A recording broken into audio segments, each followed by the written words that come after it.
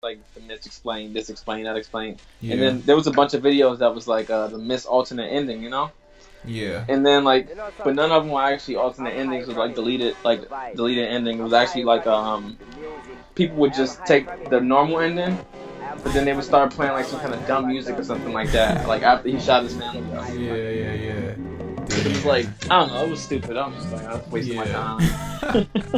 It's like getting Rick rolled like 3 times in a row. Yeah. You know what I'm saying? I was just like, all right, I get it. That's like the Mist is like a movie that you like watch, and it's like it's like a movie that like it's gonna happen, but you kind of wish it'll end differently, but it ends the same way like Every time, yeah. Yeah. So yeah, I just put like. I just noticed I'm like recording like the whole first part of the record, so I was like, I just pressed the record button. So yeah, we back. All right, Okay. episode 3 of the podcast. Yeah, so just to like, because it started out like he was talking about the freaking and then the Mist, like people going here, they were like, what are you talking about?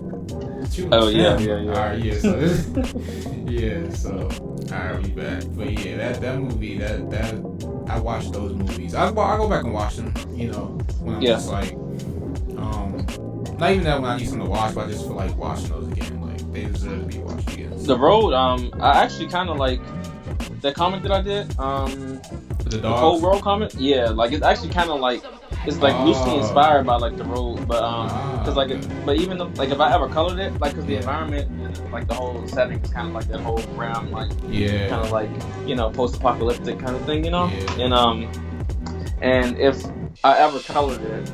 It would have like those kind of muted that colors. That like color palette that was like good, or it was real like just real kind of not bland, but like real like the colors weren't bright at all. Like it was real. Like, yeah. It was kind of like that type of color palette was like you felt the mood of the the movie. Like it wasn't anything. Like, yeah. Yeah. No, it made the earth feel.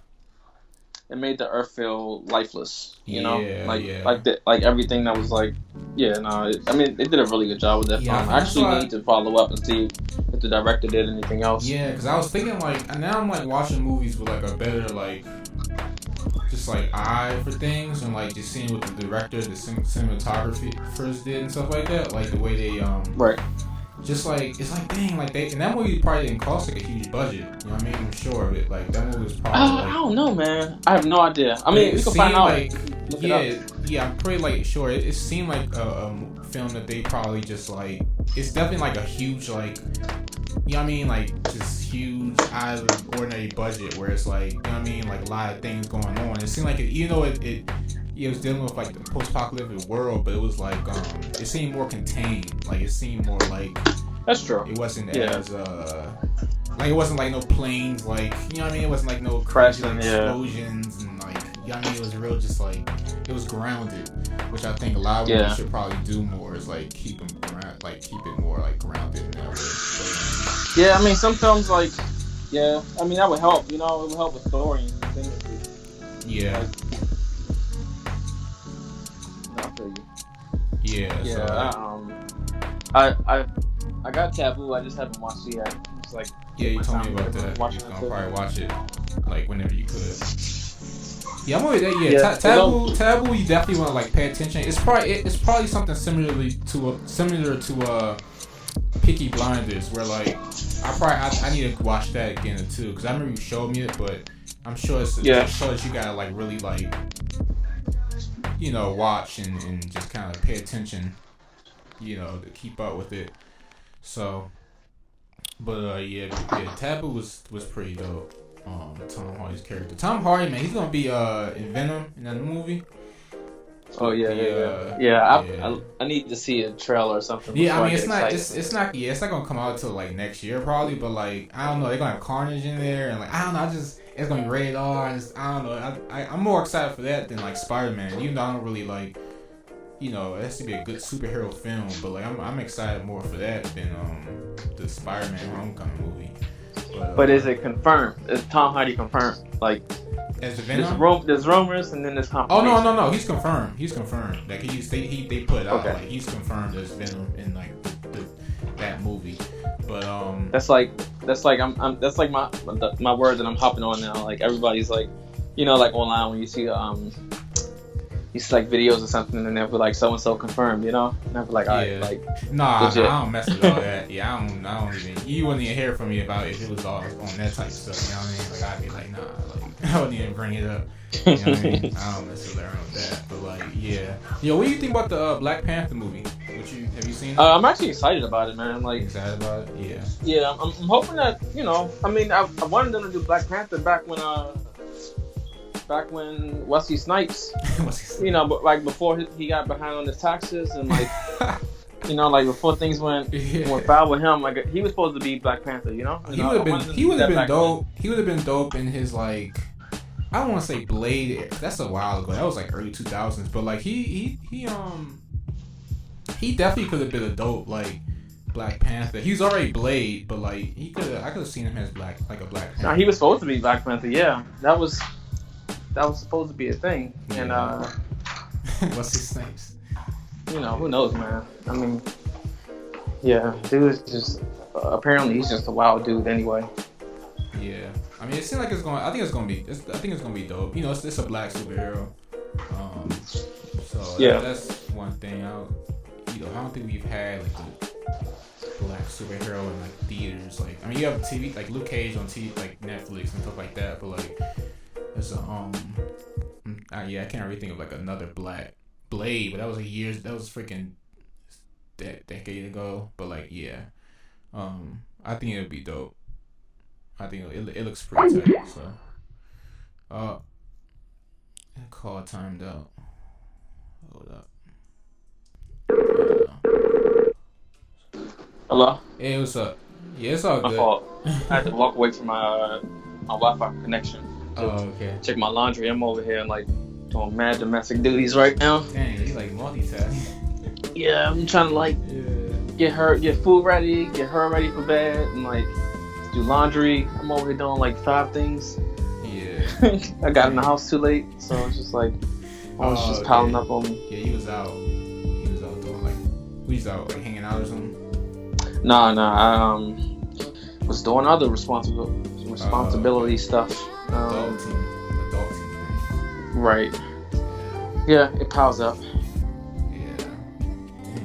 I'm not like I'm not at that point yet. I mean, I'm still like doing like other like small stuff compared to you. What you gotta do like freaking that reminds you like when you talking about the age thing. I was talking about my mom now.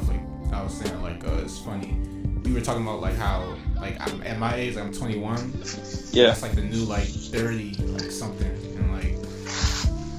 Yeah, I was trying to explain that to Stephanie. I don't think she even didn't agree with me, and she didn't get where I was coming at with that. But because I was just like trying to explain to her like Drake, like she was saying, we were talking about Drake, you know, we were talking about like relevant music and stuff like that, and I was like, well, Drake makes music that's still relevant, but it's also like it's not like, but he's not making it for like the younger generation, you know, like the younger generation are able to tap into it, you know, and they actually like dig it for whatever, but they don't see Drake as like the young guy, you know what I'm saying? Like to them, Drake. I was like to them, Drake is like old the way Jay-Z is old to you. You know what I'm saying? Like, because Drake is like he's like 30, right? He's like your age, or he's not even like.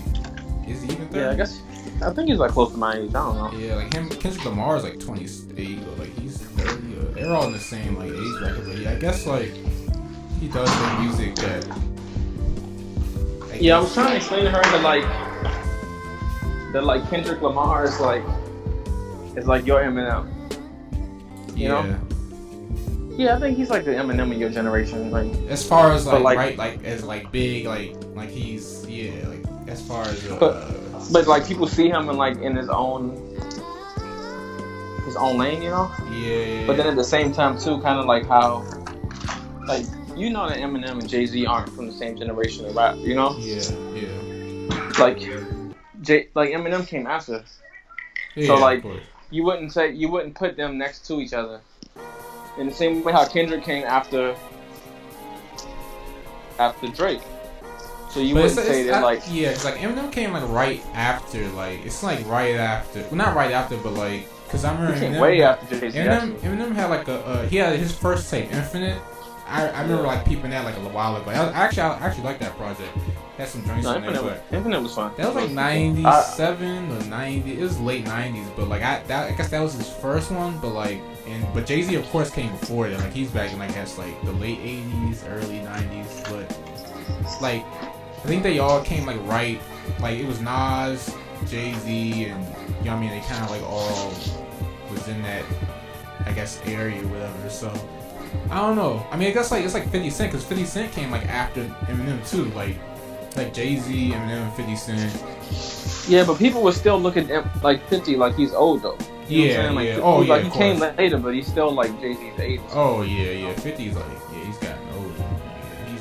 I don't know. I feel like actually I'm even like losing the point that I like began with, but no. I feel you though. Like, I get it. It's kind of like it's not the easiest to like put into words to translate to someone because not everyone's not gonna get it the same way. But yeah, I definitely like understand it. You know what I mean? But okay.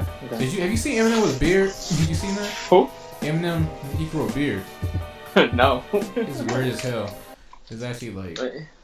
I mean, he's just a weird looking dude anyway. Like as old as he is, and he still be rocking like you know, like the bald face, you know, so he still look kind of young, but you can see where he's Asian in his face a little bit, you know. Yeah, he grew a beard. It's like.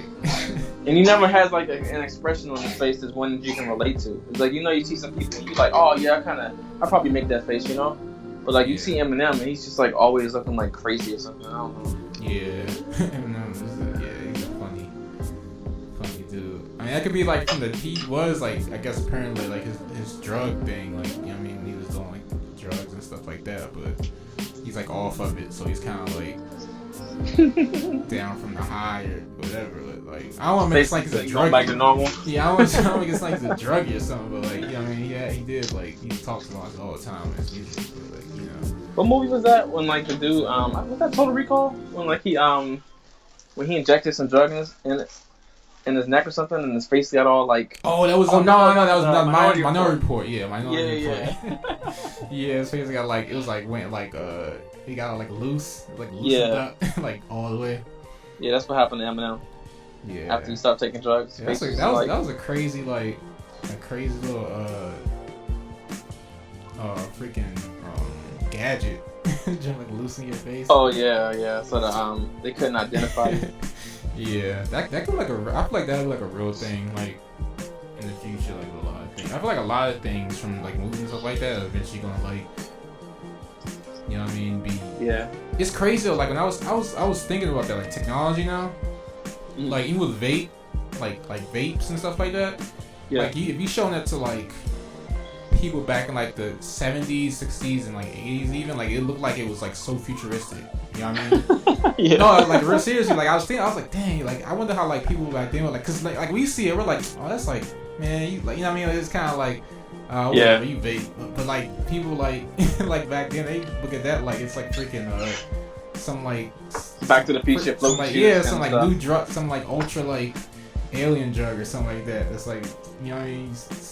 Breathing slow with freaking machine or something, which is pretty funny. Like it's a lot of things though. Like it's a lot of things we take for granted, but if we like were to show someone from like back then, it would seem like, oh, that's crazy. Like, you know what I mean? Or like, but you know, I mean, yeah, I don't know. Some people are like super out of touch with like technology and stuff too, because I look at a lot of stuff now, and like I'm not gonna say I'm not impressed, but because technology's been moving so quickly, yeah, I'm not as impressed as I probably should be, you know? Yeah, that's true. It's like yeah, I don't know, it's dumb, man. Like even just seeing like the test designs for things that they're gonna make, you know, down the road, like they were gonna do like they want to use the technology to use to make drones and do that for like on ambulance, you know, so they can pick people up, like they can get into areas where it's really hard to get to. They can just like float down and pick them up and take them off, like you know what I'm saying, like a medevac. Yeah. And that's cool, but it's like, oh, it's just a big drone, like, yeah. But I shouldn't be that way. But I think it's just, we're in it. Like it's like it, like you said, like it's moving so fast. Like stuff is just coming out, like you know what I mean, one after another. That's we're just used to it. At this point, like it's like even like the robot. You seen the robots? Of course you seen it. But like the robots, that's like they can walk and stuff like that. And they can like like the animals, like those are just like the prototypes. But like they gonna get like way creative with them joints. Like they gonna put like freaking them joints gonna be looking like what movie?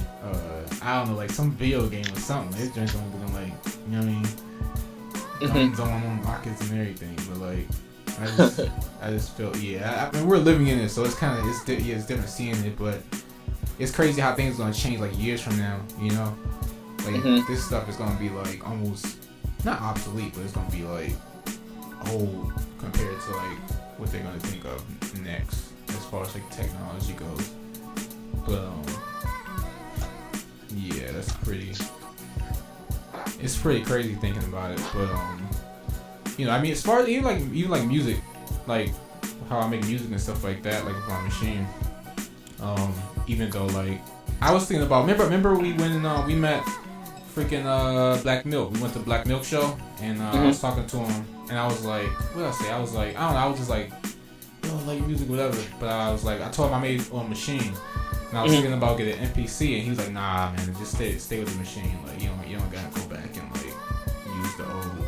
I mean, he didn't say like, but he was just kind of like, you know, you're good with what you at now. Like, though I probably will eventually. Just I always thought about getting it, not to like be my main thing that I make music on, but like just another like almost just another way to kind of like if I want to just like I don't know. Just experiment, man. Yeah, I mean, experiment. Like the thing is, I was gonna say like the thing is like, cause it's the same thing with me, like with like tools that I use and things like that. I was gonna say like art. Yeah, like I don't have to use ink. You know, I don't have to use paper. I don't have to like get messy. I don't have to use paint. Yeah. You know what I'm saying? I don't have to like have chemicals like floating all around my head and stuff when I'm like trying to do a portrait. Yeah. Like I don't have to do all that, but it's kind of like. It just gets me in tune with following that tradition gets you more in tune with like the foundations that's already been laid there because exactly the people who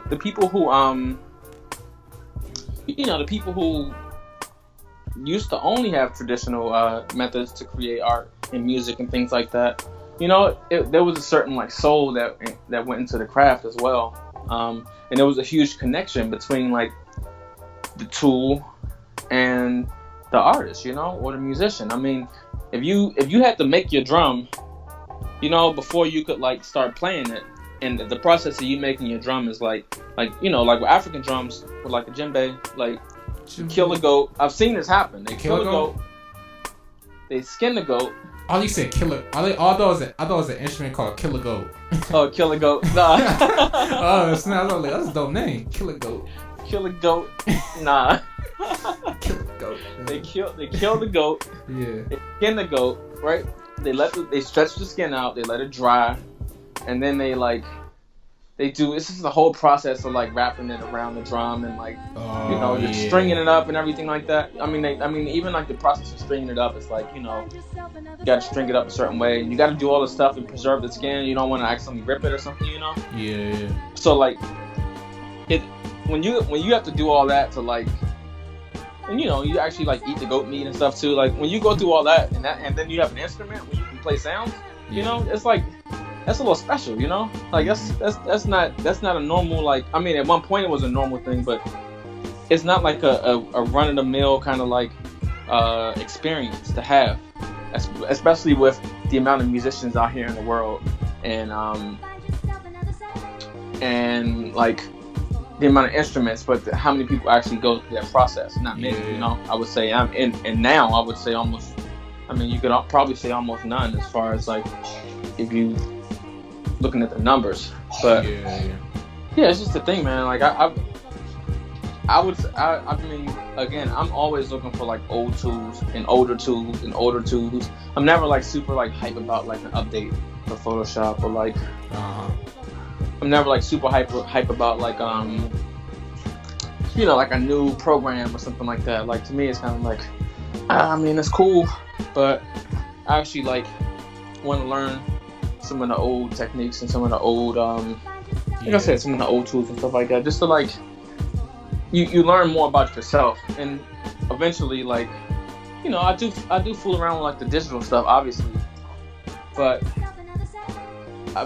there is a strong disconnect there, man. Like between like having to save files and not being able to touch it, and just weird layer stuff. You screw something up, you gotta like, it's your brain thinks completely different. Yeah. And the only good thing I could ever say that came from digital that you can't do on traditional, but is that if in digital, if you screw up, I mean, you can save it. You can save it, and it's kind of like, all right, I got the save point. And sometimes if you make one mistake, you can undo. You can't undo the traditional. You just have to learn not to do it again. That's true. Yeah, I mean that's the same like way I think of. When I was telling Baba, like when Baba would like help me get like vinyl and stuff like that. Right. And grandma, he would ask me like, oh, how come you like, or he was like, how come you don't want to just stick with like MP3? Isn't that better? And I was saying like how you just said, like I don't know, it's going back to like the like sampling from vinyl is like so as much as I sample from like MP3 or something like that, or like online and stuff like that, sampling from vinyl is like, it feels like special. Like it just feels like you said, like going back to like the like what was laid down, like how they used to do, like, you know what I mean, when they first started, as far as like hip hop goes and sampling goes, like how you just get the record, play it, you find the part in there, you sample it, chop it up like that way. Like, I mean, you can do the same thing online, but like with a vinyl, and the vinyl has that warmth to it. It's certain things, like how you say with the art, like how you do like the digital and stuff like that, and how you do other things. But like for me, like with musically, like that vinyl has like that you know what I mean, it has the crackles and like the warmth from it, and the I don't know, it just sounds different, you know what I mean? From even though MP3 can be clear, but like sometimes I'll sample like a MP3 that's like, I'll have two versions.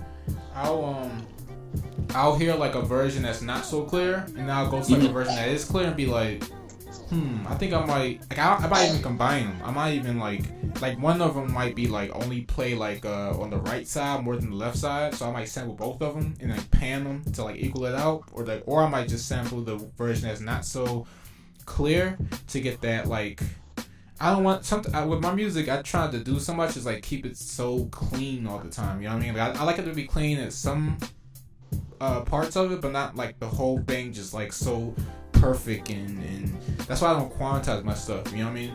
Like I don't quantize my hi-hats and stuff like that. You know what quantize is? Yeah. That's when they're like where it puts the notes like right on the 1, 2, 3, 4, 1, 2. I don't do that. I don't think I've ever. If I've done it, to be honest, it's only been like, had to be like 5 times. I don't even remember the last time I've done it, because I remember just like it just I feel more free doing it freehand. You know what I mean? It's almost like tracing. Like I rather do it freehand and like mess up and correct myself like that way than have it like laid out for me, and I just kind of, you know what I mean? I like the challenge sometimes of like finding how to do something, or finding that rhythm that you know what I mean? Because sometimes you can't.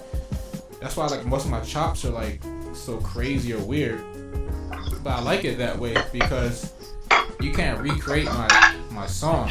You know what I mean? It's not that I'm like, oh, I don't want anybody to recreate my stuff, but like it makes it more unique to what I made, that like not anybody can just make this. You know what I mean?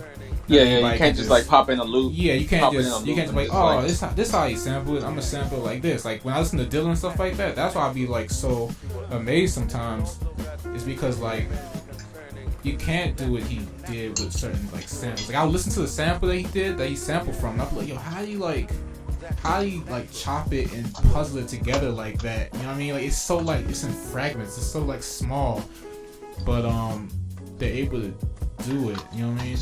Yeah. I was listening to a bunch of Dilla the other day, and then I was like, man, like I was like, oh, I want to hear this song, and I couldn't figure out like where the song was, but it was actually the Madlib song. And you know that they used to like share samples, you know? Oh yeah, Madlib and Dilla, they were close. They did the Champion tape or album together. So I realized that that it was a like, I think that I might know some of the samples that they share, you know, and I could be just dead wrong. But certain songs was like a straight up like Dilla sound, you know? Yeah. You know something too. Like, remember we were talking about like how Dilla kind of spawned like a lo-fi sound, like, cause you know the genre lo-fi. I'm pretty sure you've heard of it. It's like it's all over. Like it's probably its most popular now. Than ever. Yeah. But like how he kind of like spawned that whole sound, like the bass, and like it's not really too much going on with the drums. It's kind of like it's a loop, but it's like a filter on the sample, so it's kind of like you hear it, but it's not like at the forefront. You know what I mean? And it's kind of like the bass coming through. So, but I was thinking like I see conversations on it like online, like some of the people that I know or like I've worked with or I'm cool with or whatever. They have debates and stuff like that online about like, you know, just how, cause it's so crazy. Like so this is an instance. So on Twitter, right? I was on Twitter. And I'm in a collective. We talk or whatever in the chat, and like it's this dude on there. I forgot his name, man, but he literally like he has a drum pad, like not like the machine I have, but he has a drum machine that he can add the drums on there and play it out that way. Yeah. And like he literally like played the sample off of YouTube. Like he just played off of YouTube, recorded the video, and then he was just layering the drums over it.